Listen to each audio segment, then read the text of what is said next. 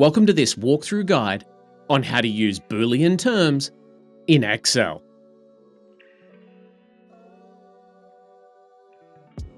Are you finding yourself spending hours manually checking your spreadsheets? Maybe you're frustrated trying to make your formulas work for different scenarios, or you feel stuck using the same basic functions over and over. It's a common struggle. But what if I told you there's a fundamental concept that can unlock a new level of power and automation in your work? This is where Boolean logic comes in. And the great news is, while we'll be using Excel today, everything you learn will work exactly the same way in Google Sheets. This is a truly universal spreadsheet skill that will serve you well no matter which program you use. Alright, let's start at the very beginning with the core concept. The term Boolean simply refers to a system of logic where everything is evaluated as either true or false. There's no middle ground, no maybes. It's a straight yes or no, 1 or 0.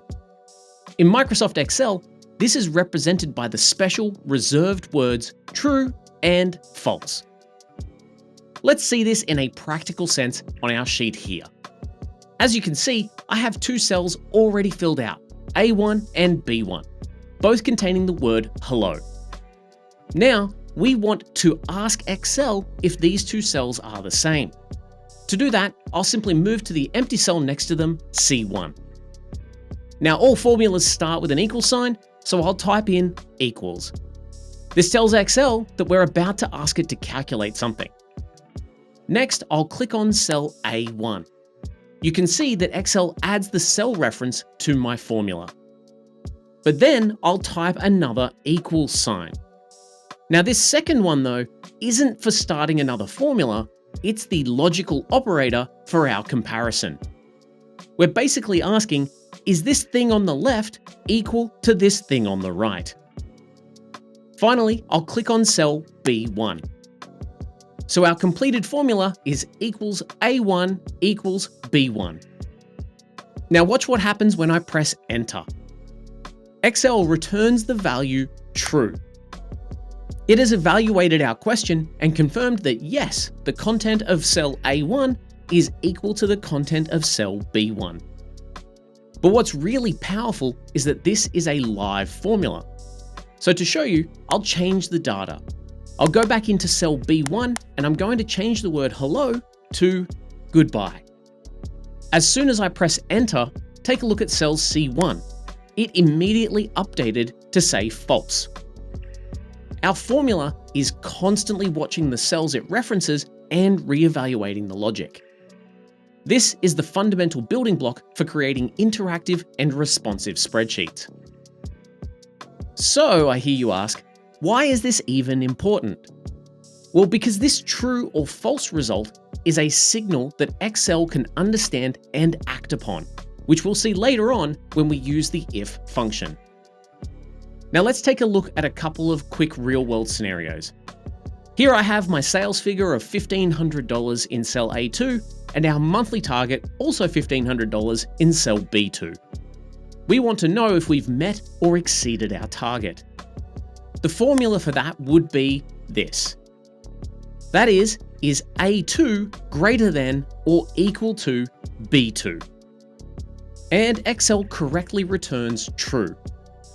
What's even more fascinating is that Excel treats true as the number 1 and false as the number 0. So watch this. As you can see, I have two cells, one with true and another with false. And the formula to add them together can be done like this. A3 plus B3. And as you can see, it gives us the result of 1. This can actually be an incredibly useful tool for counting how many items in a list meet certain criteria. And now that we understand the true and false outcomes, let's expand our toolkit a bit. To create these logical tests, we use a set of tools called logical operators. You already know the most common one, the equals sign. But let's quickly go over some of the others that you'll be using all the time. We have things such as greater than and less than symbols, which are relatively straightforward. And then we also have greater than or equal to and less than or equal to. These are important when the boundary value itself should also be included in the true result. And then finally, we have the not equal to operator, which looks a bit strange. It's a less than sign followed directly by a greater than sign. This is how you ask Excel if two things are not the same. Now let's apply these to an inventory management scenario. In this pre-filled table, I have columns for product, stock level, and a reorder level. Our goal is to create a fourth column that tells us if we need to order more stock. The rule is, if the stock level is less than or equal to the reorder level, we need to place an order. For our first product, the stock level in cell B2 is 25, and the reorder level in C2 is 50. So in cell D2, let's build our formula.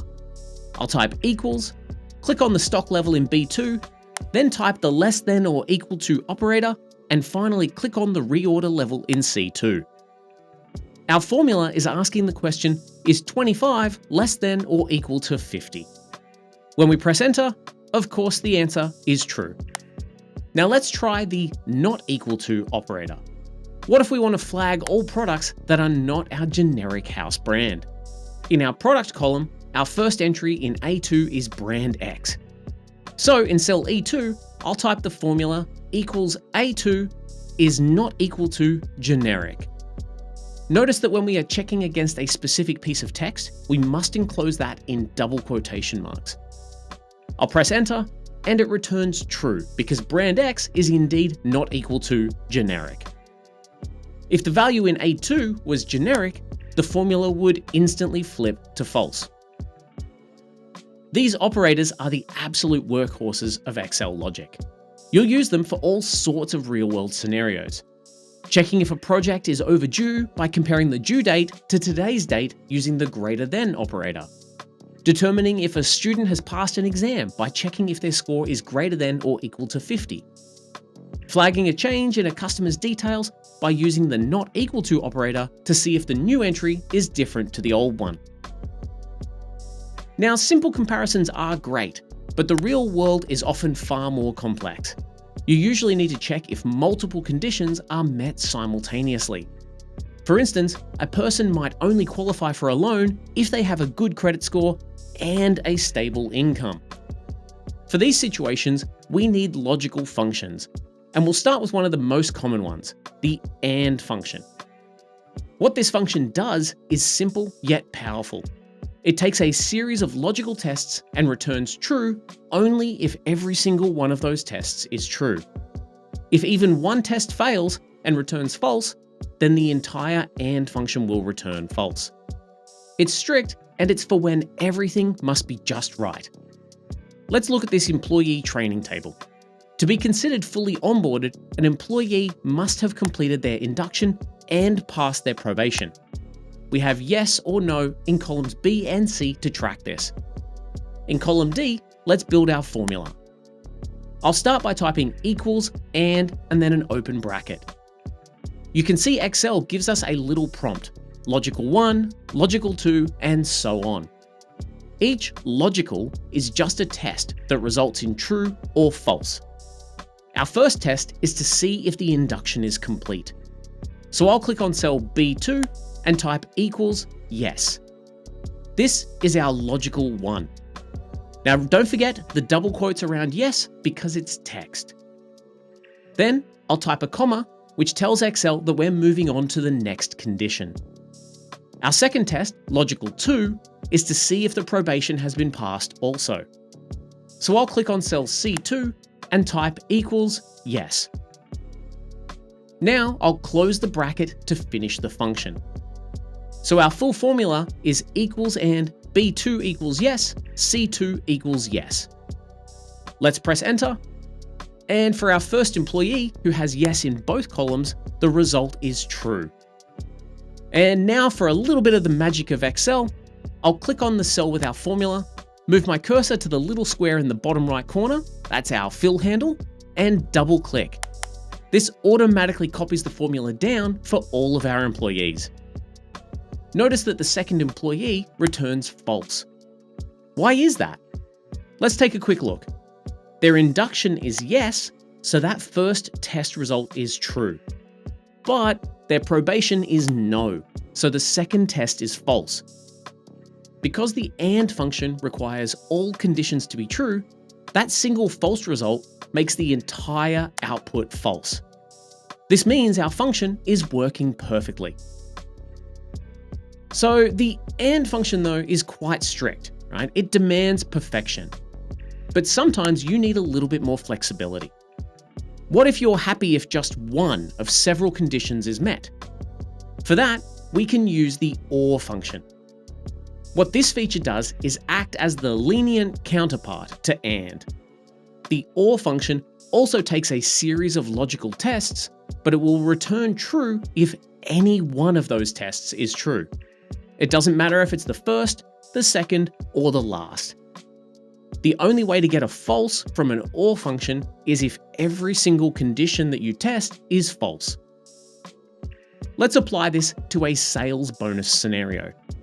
In this table, a sales rep earns a bonus if they sell more than $10,000 in a month, or if they have been with the company for more than 5 years. Talk about a loyalty bonus. They don't need to do both here, just one or the other. In our bonus column, let's build the formula. It starts just like the AND function, equals, or, and an open bracket. Our first logical test is to check the sales amount. I'll click on cell B2 and check if it's greater than 10,000. No need for quotes this time, as we're comparing numbers. Next, I'll type a comma to separate our arguments. Our second logical test is for the years of service. So I'll click on cell C2 and check if it's greater than 5. Then I'll close the bracket. So, as you can see, the completed formula is equals or B2 is greater than 10,000, C2 is greater than 5. Let's see the result. For our first rep, who sold $12,000 but has only been here for 2 years, we get true. So why is that? Well, because while the years of service test was false, the sales amount test was true. And for the OR function, one true is all it takes. Now, let's have a look at our second rep. They only sold $8,000, which fails that first test. But they've been here for 7 years, which passes that second test. So again, the overall result is going to be true. Only an employee who fails both tests, like our third rep here, will get a false result. It's an incredibly useful function for creating flexible conditions. Now, the final section of this video is where everything we've learned comes together. We've been generating these true and false values, which is great, but they aren't very descriptive for something like a report. You don't want to show your manager a column full of trues and falses. You want to show them ready to onboard or pending review. The function that translates our logic into meaningful custom outputs is the if function. It is, without a doubt, one of the most essential functions in all of Excel. So, what does it do? Well, the if function performs a logical test, just like our other functions have been doing, but then it does one of two things. It returns one value if your test was true, and a completely different value if your test was false. The structure looks a bit like this. It has 3 arguments. First is the logical test. This is any test that results in a true or false. And guess what? We can put our entire AND or OR functions right inside here. Second, the value if true. This is what you want the cell to display if that test result is true. And then third, the value if false.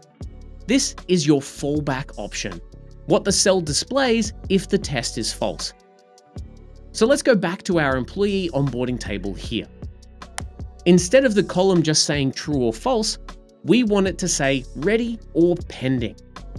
So I'm going to click into cell E2 and build out this new formula. It'll start with equals if and an open bracket. For our first argument, the logical test, we're going to actually insert the exact same AND function that we wrote earlier. And B2 equals yes, C2 equals yes. That whole thing is our test. Now, I'll type a comma and move to the value if true. If that AND test comes back as true, we want to display the word ready. Now, because ready is text, we need to remember to put it in double quotes. Okay, one more part. I'll type another comma and then move over to the final argument, the value if false. If our AND test is false, we want to display the word pending, again in double quotes. Finally, I'll close the bracket to complete the if function. So our full nested formula is equals if and B2 equals yes, C2 equals yes, ready, pending. I'll press enter, and would you look at that? Instead of true, we have a clear descriptive status. I'll drag this down the column, and now our report is instantly more readable. And the conditional formatting that I've previously applied to these cells really makes them pop. This is how you can automate decisions in your spreadsheets, teaching Excel not only how to check for conditions, but what to actually do when it finds them. And there you have it. We've covered the core of Boolean logic. You've learned how to use true and false, how to compare values with logical operators, and how to combine criteria with the and or functions. Most importantly, you now know how to use the if function to turn those logical tests into practical, real-world outcomes. The best way to get comfortable with these concepts is to practice. I really encourage you to open up a spreadsheet, whether that's Excel or Google Sheets, and experiment with the tools you've learned today. Happy spreadsheeting, and I'll catch you in my next video. Thanks for watching. If you'd like to see more content like this, be sure to check out the channel. And if you like what you see, don't forget to hit that subscribe button.